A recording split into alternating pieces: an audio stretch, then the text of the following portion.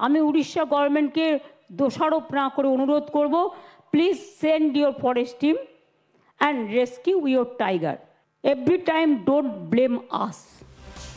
Odisha Similipal tiger reserve থেকে জিনাত পৌঁছয় ঝাড়খণ্ডে।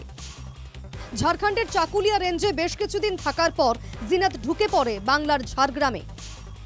ঝাড়গ্রামের পটুচুয়ার জঙ্গল, কাঁকড়াঝোর, ময়ূর ঝর্ণা সহ বেলপাহাড়ির বিভিন্ন এলাকায় থাকে। এরপর পুরুলিয়া হয়ে জিনাত ঢুকে পড়ে বাঁকুড়ায়। টানা ৮ দিনের কার্যত যুদ্ধের পর জিনাত ধরা পড়ে বাঁকুড়ায়। বাংলার বন দফতরের অত্যাধুনিক কৌশলের কারণেই জিনাতকে বাগে আনা সম্ভব হয়।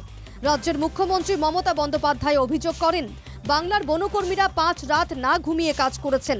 ৫টি জেলা কার্যত আতঙ্কে বন্ধ ছিল। মানুষ ঘর থেকে বেরোতে পারেনি, স্কুল বন্ধ করতে হয়েছিল। একটা বাঘ 5টা জঙ্গল পেরোলো, 5টা জেলা, 5 দিন আতঙ্কে ছিল, স্কুলও বন্ধ ছিল। যেই আমরা উদ্ধার করলাম, আমাদের বন বিভাগ প্রশাসন সকলে মিলে দিন রাত খেটে সঙ্গে সঙ্গে ফোন আসতে শুরু করলো, ফেরত দাও ফেরত দাও ফেরত দাও, আর দিয়ে দিলাম। এবার আবার একটা চলে এসছে কাল। তো তোমরা তো টেক কেয়ার করবে তোমাদের ফরেস্টে, যাতে তোমাদের বাঘ আমাদের এখানে ঢুকে না পড়ে, আমার গ্রামে আতঙ্ক না ছড়ায়।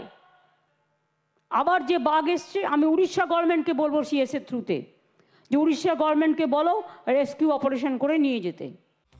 এরপরই ওড়িশা সরকারকে বার্তা নিয়ে বাংলার মুখ্যমন্ত্রী বলেন, বাঘ রাখার জায়গা না থাকে আমাদের জানাও, আমরা ব্যবস্থা নেব।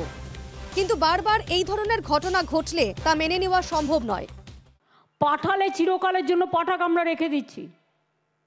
তোমাদের জায়গা না থাকলে আমাদের টাইগার রিসর্ট সেন্টার আছে, রেস্কিউ সেন্টার আছে, আমাদের ডিপ ফরেস্ট আছে, আমরা রেখে দিচ্ছি।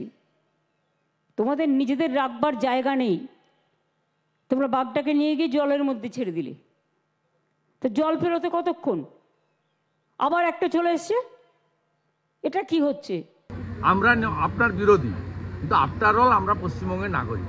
পশ্চিমবঙ্গের মুখ্যমন্ত্রীকে নিয়ে যদি উড়িষ্যার লোক খিল্লি করে যে আমরা বাঘ ছেড়ে দিচ্ছি, এটা আমাদের পশ্চিমবঙ্গবাসী হিসেবে গায়ে লাগে। আপনাকে অনুরোধ করব, এমন কিছু বলবেন না যাতে বাঙালি হিসেবে আমরা লজ্জিত হই। অনেকবার ফাউল প্লে করেছেন। মুখ্যমন্ত্রীর মন্তব্যে দোষারোপের গন্ধ পাচ্ছেন এ রাজ্যের বিজেপি নেতারা। যদিও বাংলায় বারবার ভিন রাজ্যের বাঘের আগমনে উঠছে প্রশ্ন। বিশেষজ্ঞরা মনে করছেন, কারণ অনুসন্ধান করে ওড়িশা বন দফতরের আরও সক্রিয় ভূমিকা প্রয়োজন। Bureau report, NKTV Bangla.